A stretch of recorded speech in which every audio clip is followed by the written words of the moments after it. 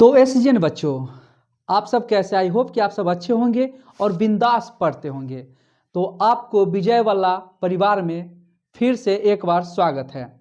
चलिए आज हम पढ़ते हैं मैथ का बेहतरीन कंसेप्ट के साथ ऑब्जेक्टिव का प्रश्न जो एग्जाम में निश्चित ही 100% आएगा। चलिए तो आते हैं क्वेश्चन नंबर पहला। क्वेश्चन नंबर क्या है? यहां पर पहला क्वेश्चन देखिए, प्राकृत संख्या क्या है? यह प्राकृत संख्या प्रथम 10 विषम प्राकृत संख्या का माध्य ज्ञात करना है। प्रथम 10 विषम संख्या का माध्य ज्ञात करना है। अब समझते हैं विषम संख्या क्या होती है। जैसे कि सबसे पहले ना तो विषम संख्या होती है 1 3 5 7 डॉट डॉट ये सब क्या हो गया? आपका विषम संख्या हो गया। क्या हो गया? विषम संख्या। तो इसका जो माध्य होता है, विषम संख्या का माध्य जो होता है या औसत होता है, माध्य या औसत होता है, वह होता है n। क्या होता है? n। तो इसका आपका आंसर हो जाएगा n। यानी प्रथम 10 है तो 10 हुआ n के मान, तो यहाँ पर n हो गया, यानी इसका आंसर हो गया 10। कितना? माध्य इसका 10 आ गया। अगर इसी में योग पूछता, क्या पूछता बच्चों? अगर योग पूछता तो n स्क्वायर होता है और 10, n के मान 10 है तो 10 का स्क्वायर क्या हो जाएगा? 100 हो जाएगा। कितना हो जाएगा? 100 हो जाएगा। तो आपको अगर विषम संख्या का माध्य पूछे तो n होता है और विषम संख्या का योग पूछे तो n स्क्वायर होता है। 20 कहेगा तो 20 इसका माध्य हो गया, 20 का स्क्वायर 400 होता है, 400 इसका योग हो गया। तो चलिए फिर देखते हैं नेक्स्ट क्वेश्चंस। कहता है दो लगातार विषम संख्या का मस क्या होता है? तो दो लगातार विषम संख्या का मस 1 होता है, यानी एचसीएफ क्या होता है? 1 होता है। दो लगातार विषम संख्या का एचसीएफ क्या होता है? तो 1 होता है। दो लगातार विषम संख्या का अगर बोले कि एचसीएफ क्या होता है? तो 1 होता है। और दो लगातार सम संख्या का एचसीएफ क्या होता है? तो 2 होता है। नेक्स्ट प्रश्न, क्या समझ में आ रहा है? चलिए नेक्स्ट क्वेश्चन यहां पर आते हैं। प्रश्न कहता है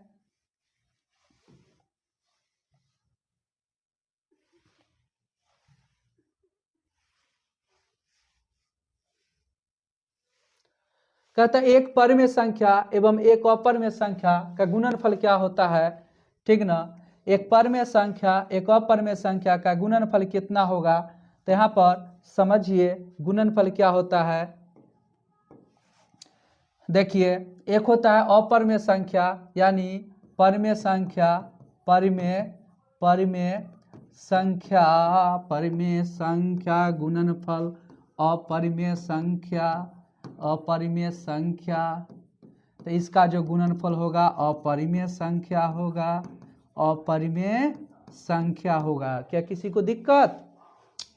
फॉर एग्जाम्पल आई अशून्य लगा देना। अशून्य मतलब शून्य के छोड़ के। क्या होता है? अशून्य मतलब शून्य के छोड़ के। ठीक ना? तो जैसे कि मान लेते हैं 4 लेते हैं, यह परिमेय संख्या हो गया, इसमें अपरिमेय संख्या से गुना करते हैं तो 4 रूट अंदर 3 होता है, जो क्या है? यह अपरिमेय संख्या है। यह परिमेय संख्या है, यह अपरिमेय संख्या है, दोनों को गुना किए तो हो गया अपरिमेय संख्या। क्या किसी को दिक्कत तो नहीं होना चाहिए। चल अगला पॉइंट, यहाँ पर सहअभाज्य संख्या का मस क्या होता है? तो याद रखिएगा, सहअभाज्य संख्या का जो मस होगा हमेशा 1 होता है। सहअभाज्य संख्या का जो मस होगा हमेशा 1 होता है। क्या किसी को दिक्कत? नहीं। चले अगला पॉइंट, इसमें कहता है निम्नलिखित में कौन सी अभाज्य संख्या है? निम्नलिखित में कौन सी अभाज्य संख्या है जो ऐसी संख्या जो किसी से भी नहीं करता है, एक और स्वयं के अलावा किसी संख्या से नहीं करता है, वह अभाज्य संख्या होता है। 27 कट जाता है, यह नहीं होगा। 27 कट जाता है कितना से? 3 से, तो यह नहीं होगा। 35 भी करता है 7 से, नहीं होगा। 56 भी कर जाता है 8 से, नहीं होगा। यही होगा, किसी भी संख्या से नहीं करता है। यह हो गया आपका अभाज्य संख्या। नेक्स्ट क्वेश्चन, दो लगातार संख्या का मौसा क्या होगा, दो लगातार संख्या का मौसा क्या होगा, तो दो लगातार संख्या का मौसा हमेशा एक होता है। दो लगातार संख्या का मौसा कितना होता है, एक होता है। देखो कहता है क्या है, तो यह एक परिमेय संख्या है। यह क्या है, तो यह एक परिमेय संख्या है। क्या होता है, यह एक परिमेय संख्या है। इसमें थोड़ा सा देखिएगा कि इसमें जैसे कि शांत है, इसको क्या होता है, शांत, यानी 4 7 5, ये परिमेय संख्या होता है। और रैकरिंग वाला भी आ जाता है, ये भी परिमेय संख्या होता है। और 3.4444444 डॉट डॉट डॉट, ये सब क्या होता है, ये सब परिमेय संख्या होता है। क्या होता है, ये सब परिमेय संख्या होता है। क्या होता है, ये परिमेय संख्या है।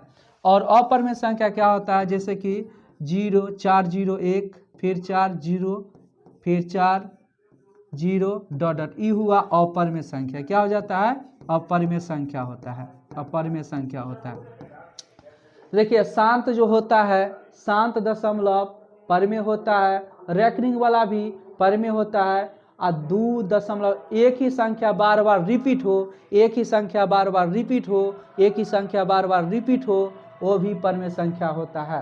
अपरिमेय संख्या क्या होता है, जो बार बार रिपीट नहीं होता है, मतलब बढ़ता चला जाता है, जैसे तैसे बढ़ता है। इसको बोलते हैं अशांत अनावर्ती संख्या, इसको बोलते हैं शांत अशांत अशांत आवर्ती संख्या।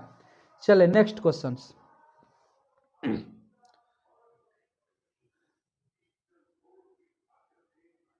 तो इसका आंसर मार दिए थे ना, इसका आंसर क्या हो जाएगा, तो इसका जो आंसर होगा ये क्या होगा, अपरिमेय संख्या हो जाएगा। ठीक ना।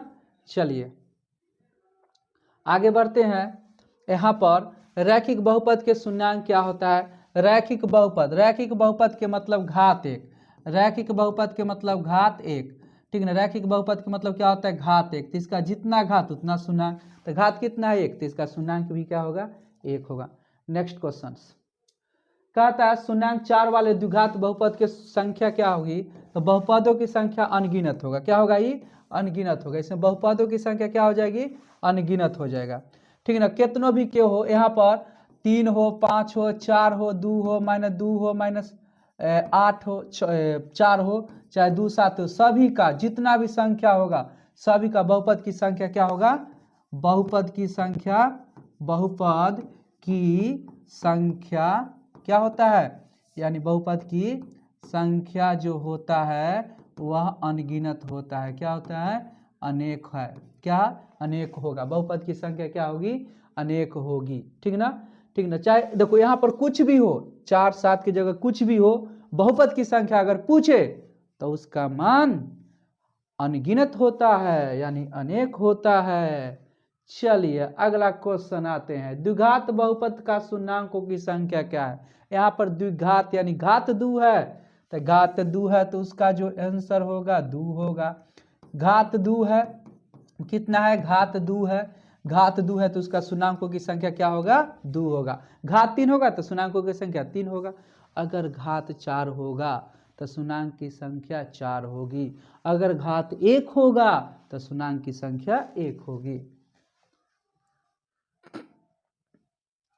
एक घात वाले बहुपद क्या कहलाता है, तो एक घात वाले बहुपद रैखिक बहुपद कहलाता है। क्या कहलाता है, रैखिक बहुपद का, जिसका घात 1 हो, जिसका घात 1 हो वह रैखिक बहुपद कहलाता है। Next question. चलिए यदि रैखिक समीकरण का युग्म संगत हो तब उनके द्वारा निरूपित रेखाएं क्या होती है।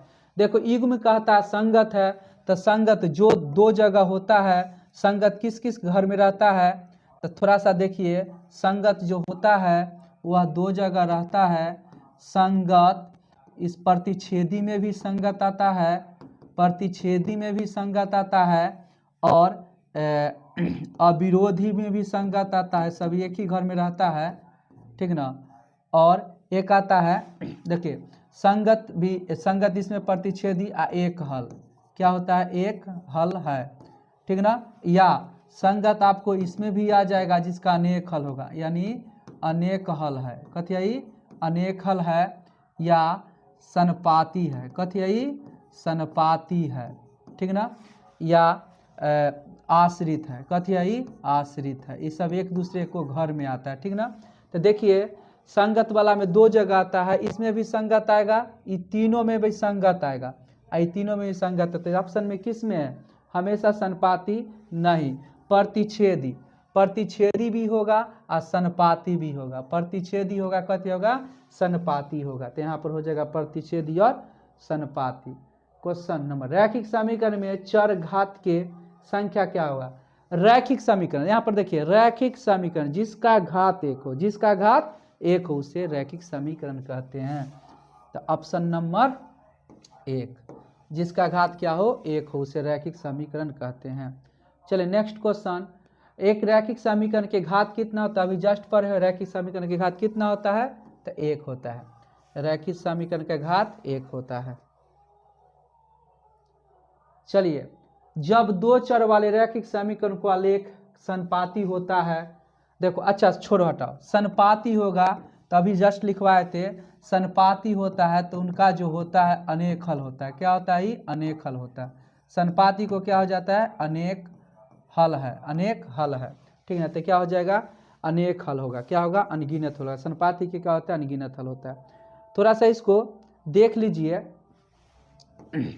थोड़ा सा देखिए, A1 बटे A2, फिर B1 बटे B2, फिर C1 बटे C2, फिर A1 बटे A2, फिर B1 बटे B2, फिर C1 बटे C2, फिर A1 बटे A2, फिर B1 बटे B2, फिर C1 बटे C2, 3 गो होता है।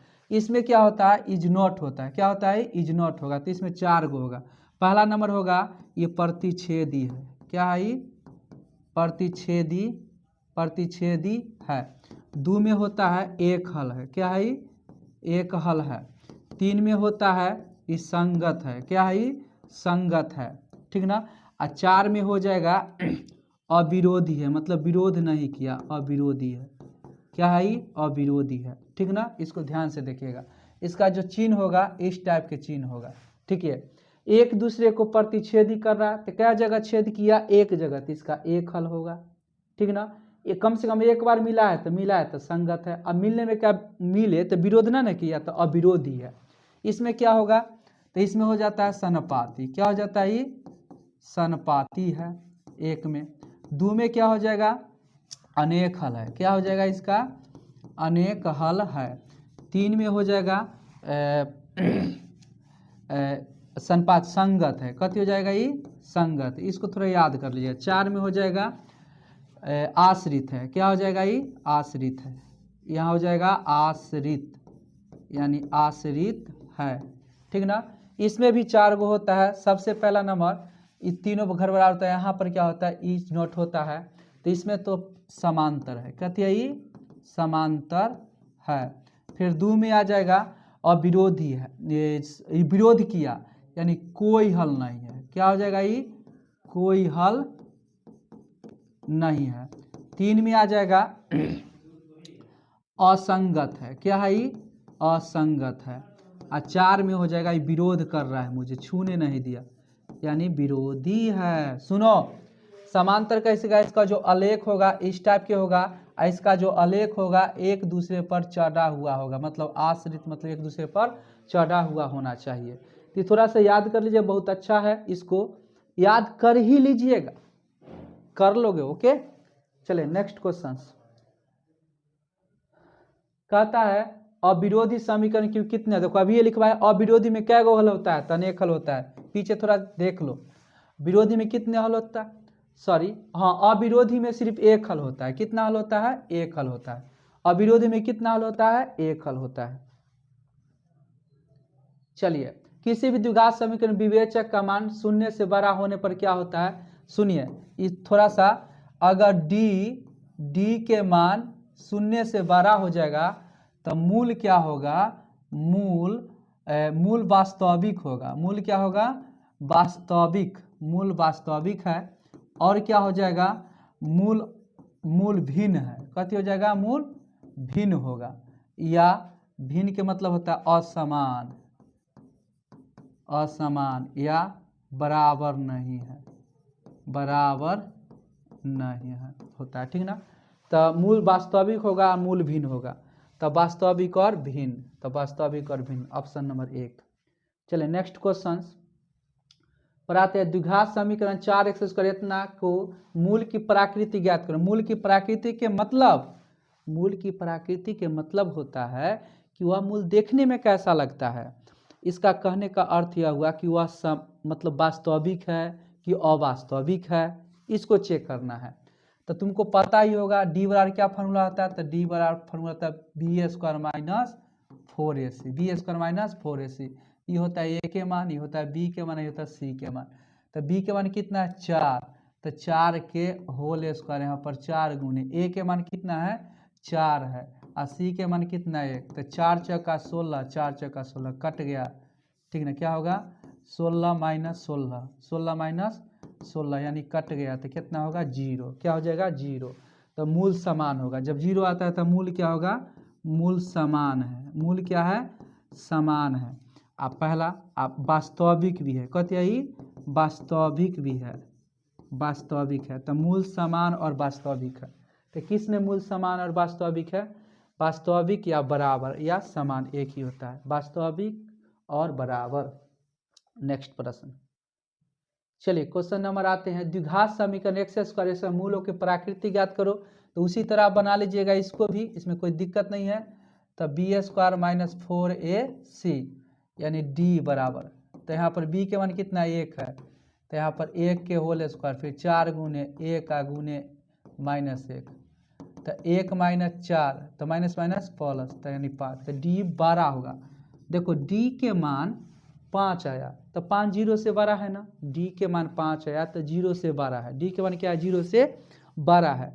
तो जब बड़ा होता है d के मान 0 से बड़ा होता है, ठीक ना, तो मूल क्या होता है वास्तविक और असमान होता है। मूल क्या होता है वास्तविक और असमान होता है। मूल क्या होता है वास्तविक और असमान होता है। चलिए निम्नलिखित समुच्चय में किस में द्विघात समीकरण इतना इतना के मूल है। मूल के मतलब क्या होता है, तो थोड़ा समझिए। कहे ना मूल निकालने के लिए या कहे ना शून्यांक निकालने के लिए, तो उसको x के मान निकाल दीजिएगा। क्या निकाल दीजिएगा, x के मान निकाल दीजिएगा।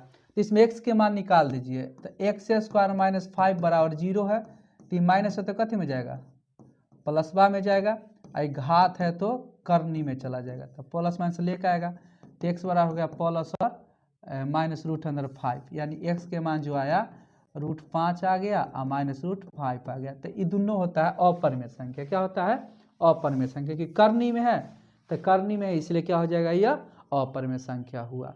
तो आपको यह वीडियो कैसा लगा, क्लास कैसा लगा, आई होप कि यह क्लास अच्छा लगा होगा। इसी तरह प्रत्येक दिन